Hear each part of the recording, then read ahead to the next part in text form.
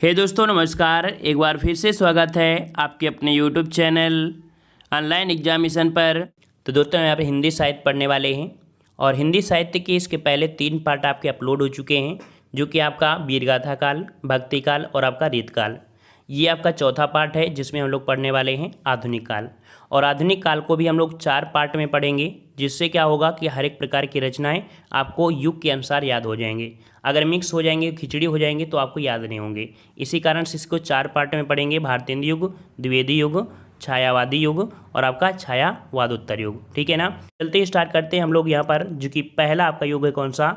भारतेंदु युग। भारतेंदु युग का एक नाम दिया गया है कौन सा? पुनर्जागरण काल। ठीक है, क्वेश्चन पूछे कि पुनर्जागरण काल किसे कहा जाता है, तो आपके भारतेंदु युग को कहा जाता है, जो कि समय दिया गया है 1857 से लेकर आपका 1900 ईस्वी का समय जो है वो आपका भारतेंदु युग है। अब यहाँ से हर एक पॉइंट आपके एग्जाम में पूछे गए हैं। ठीक है, जैसे कि पहला पॉइंट है कि भारतेंदु युग को हिंदी गद्य का सर्वप्रथम युग माना जाता है। ठीक है, याद रखिएगा कि भारतेंदु युग को हिंदी गद्य का सर्वप्रथम युग माना जाता है। दूसरा पॉइंट आपका यहाँ पर दिया है कि आचार्य रामचंद्र शुक्ल ने आधुनिक काल को क्या नाम दिया है, तो आपके गद्य काल। एग्जाम में पूछा जाएगा कि गद्य काल जो आपका है, आधुनिक काल को गद्य काल किसने कहा है, तो आपके आचार्य रामचंद्र शुक्ल ने कहा है आधुनिक काल को गद्य काल। नेक्स्ट पॉइंट आपका है कि हिंदी के क्षेत्र में भारतेंदु हरिश्चंद्र ने महत्वपूर्ण योगदान के कारण ही इस युग को भारतेंदु युग नाम दिया गया है। और इस युग में गद्य एवं काव्य दोनों शैलियों में साहित्य का सृजन हुआ है। याद रखिए, भारतेंदु युग में गद्य एवं काव्य दोनों ही शैलियों में साहित्य का सृजन हुआ है। अब यहाँ पर जो कि देखिए कितने अच्छे पॉइंट दिए हैं कि हरिश्चंद्र को प्रथम नाटककार, प्रथम निबंधकार, प्रथम आलोचक एवं प्रथम पत्रकार माना जाता है। नेक्स्ट पॉइंट आपका है कि इन्हें हिंदी रंगमंच का जनक भी कहा जाता है। ठीक है ना, इन्हें हिंदी रंगमंच का जनक भी कहा जाता है। नेक्स्ट पॉइंट है कि भारतेंदु जी को हिंदी गद्य का जनक अर्थात पितामह कहा जाता है। ये क्या करते थे कि रसा उपनाम से कविताएं किया करते थे। क्वेश्चन पूछे कि रसा के उपनाम से कविताएं कौन करते थे, तो कह सकते हैं आपके हरिश्चंद्र हैं, जो कि आपके उर्दू में किया करते थे। इस युग के साहित्यकारों ने गद्य के लिए खड़ी बोली का प्रयोग किया है और आपके काव्य के लिए ब्रजभाषा का प्रयोग किया है, जिसमें से देख सकते हैं कि भारतेंदु जी की कुछ कविताएं हैं, जैसे कि आपकी दी गई है कविवचन सुधा, हरिश्चंद्र मैगजीन और आपकी बाला बोधनी। यह आपकी भारतेंदु की है इस युग में। और इस युग में एक और आपके थे कौन, तो बद्री नारायण चौधरी प्रेमघन, जो कि कह सकते हैं आनंद कादम्बिनी, और प्रताप नारायण मिश्र ने ब्राह्मण, बालकृष्ण भट्ट ने हिंदी प्रदीप नामक पत्रिकाओं के माध्यम से ब्रिटिश साम्राज्य का विरोध किया था। इसी युग में सन 1893 में नागरिक प्रचारणी सभा की स्थापना हुई थी। ये डेट याद रखिएगा, हमेशा पूछा जाता है। नागरिक प्रचारणी सभा की स्थापना तो 1893 में हुई थी। भारतेंदु युग के कुछ महत्वपूर्ण आपके कवि हैं, इनको पढ़ लीजिएगा, जो कि आपके भारतेंदु हरिश्चंद्र हो गए, प्रताप नारायण मिश्र, देवकीनंदन खत्री, लाला श्री निवास दास, बाल मुकुंद गुप्त, बद्री नारायण चौधरी प्रेमघन, पंडित बालकृष्ण भट्ट, किशोरीलाल गोस्वामी, अंबिका दत्त व्यास, राधा कृष्ण, कार्तिक प्रसाद खत्री, बाबू तोताराम, राधाचरण गोस्वामी, गोपाल राम गहमरी, श्रद्धा राम फिल्लौरी, ये आपके थे। ठीक है, अब इसमें से देखो आपको यहाँ पर लिखा है प्रेमघन, और इसमें से सिंगल इन्वर्टेड काम आपको लगा है, तो ये इसके उपनाम होते हैं। इनके क्या होते हैं? उपनाम होते हैं।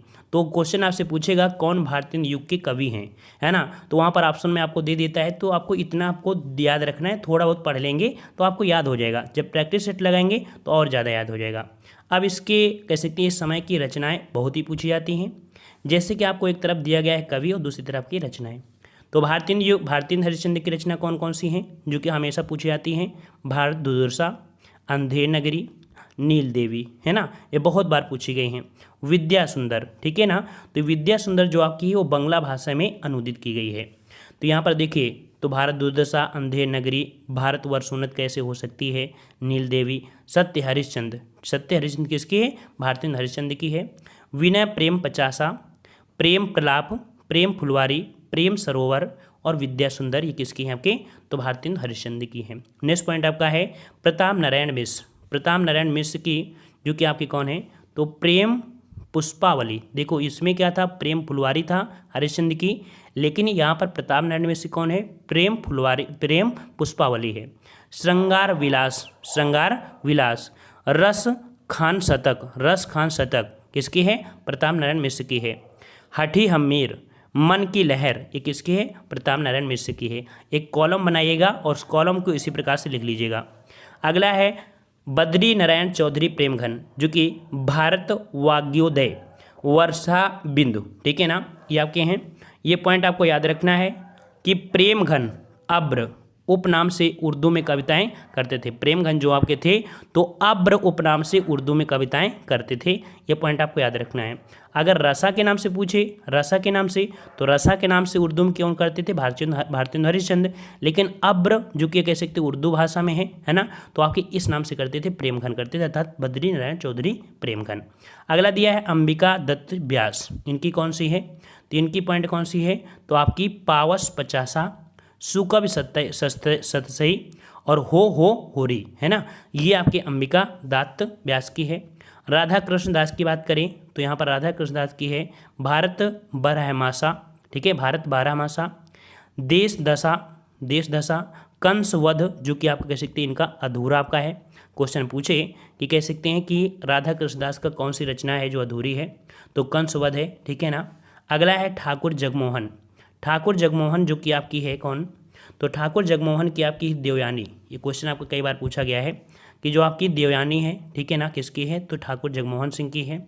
श्यामलता, श्याम सरोजनी किसकी है? तो आपकी ठाकुर जगमोहन की है। तो इस प्रकार से कह सकते हैं कि एक पार्ट में हम थोड़ा सा पढ़े हैं और इससे क्या होगा, आपको याद भी हो जाएंगे। नेक्स्ट पार्ट में हम लाएंगे कौन सा? द्विवेदी योग, और छोटे छोटे पार्ट में कर लेंगे तो आपको याद भी होगा। जब कभी आपको लिखने का मन हो या पढ़ने का मन हो तो आसानी से 10 मतलब 5-6 मिनट में आप पढ़ भी सकते हो और आपको बोरिंग भी नहीं लगेगा, ठीक है ना।